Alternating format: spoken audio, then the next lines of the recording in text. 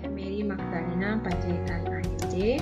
Saya peserta Latsar CPNS tahun 2021, Angkatan 17, kelompok 4, nomor absen 39.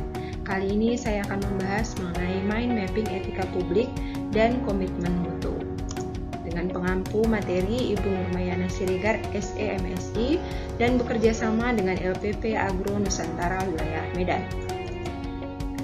Kita akan memasuki mengenai pembahasan tentang etika publik.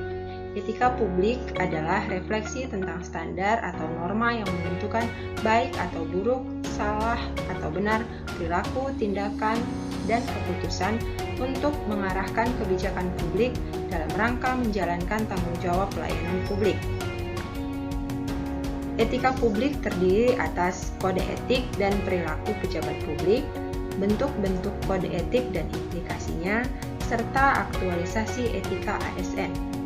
Di pembahasan selanjutnya, kita akan melihat detail-detail dari bagian etika publik berikut ini. Yang pertama adalah kode etik dan perilaku pejabat publik. Kode etik dan perilaku pejabat publik terdiri atas kode etik ASN, dimensi etika publik, perilaku pejabat publik, tuntutan etika publik, dan nilai-nilai dasar ASN. Yang menjadi kode etik ASN adalah jujur, bertanggung jawab, dan berintegritas tinggi, cermat dan disiplin, melayani dengan hormat, sopan, tanpa tekanan, melaksanakan tugas sesuai peraturan perundang-undangan yang berlaku, melaksanakan tugas sesuai dengan perintah atasan, menjaga kerahasiaan kebijakan negara, menjaga agar tidak terjadi konflik kepentingan, memberikan informasi secara benar dan tidak menyesatkan, tidak menyalahgunakan informasi internegara, memegang teguh nilai dasar ASN dan integritas ASN, melaksanakan disiplin pegawai ASN. Yang menjadi dimensi etika publik adalah dimensi kualitas pelayanan publik, dimensi modalitas, dan dimensi tindakan integritas publik. Yang menjadi perilaku pejabat publik, setiap pejabat publik diharapkan penguasa menjadi pelayan, wewenang menjadi peranan, dan jabatan publik adalah amanah. Yang menjadi nilai-nilai dasar ASN adalah memegang teguh nilai ideologi Pancasila, setia dan mempertahankan Undang-Undang Dasar 1945, profesionalisme dalam bekerja, membuat keputusan dan berdasarkan prinsip keadilan, menciptakan lingkungan kerja yang non-diskriminatif, menjunjung tinggi standar etika luhur, bertanggung jawab kepada publik, mampu melaksanakan kebijakan dan program pemerintah, melayani publik secara jujur, cepat, tepat, berhasil guna, dan santun, menghargai komunikasi, konsultasi, dan kerjasama, mengutamakan pencapaian hasil dan kinerja pegawai, mendorong kesetaraan dalam pekerjaan, mengutamakan kepemimpinan yang berkualitas tinggi, dan meningkatkan efektivitas sistem pemerintahan demokratis.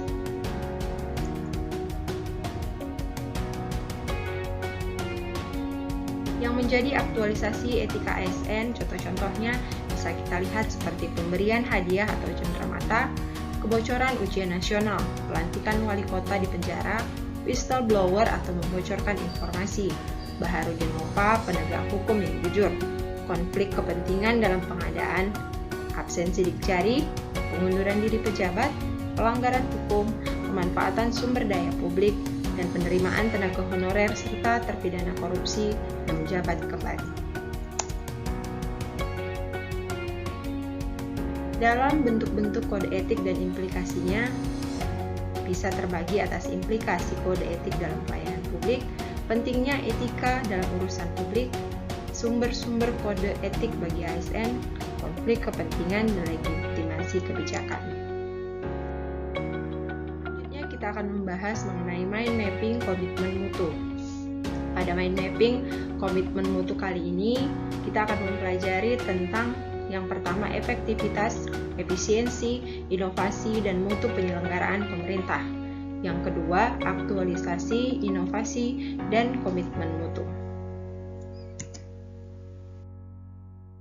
Pada modul efektivitas, efisiensi, inovasi, dan mutu penyelenggaraan pemerintah, kita akan mempelajari mengenai 3 hal, yaitu konsep efektivitas, efisiensi, inovasi, dan mutu. Yang kedua, nilai-nilai dasar orientasi mutu. Yang ketiga, pendekatan inovatif dalam penyelenggaraan pemerintahan. Konsep efektivitas, efisiensi, inovasi, dan mutu terbagi lagi atas konsep efektivitas dan efisiensi, konsep inovasi, konsep dasar, dan pengertian mutu. Pada nilai-nilai dasar orientasi mutu akan dipelajari mengenai manajemen mutu, teknik atau metode perbaikan mutu, nilai-nilai dasar orientasi mutu, serta implementasi mutu dalam layanan publik.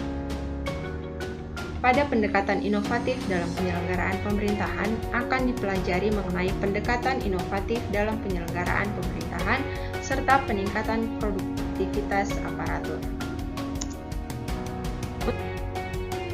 Modul pembelajaran yang kedua, aktualisasi inovasi dan komitmen mutu, akan terbagi menjadi 3 bagian, yaitu membangun komitmen mutu dalam penyelenggaraan pemerintahan, berpikir kreatif, dan yang ketiga membangun komitmen mutu melalui inovasi.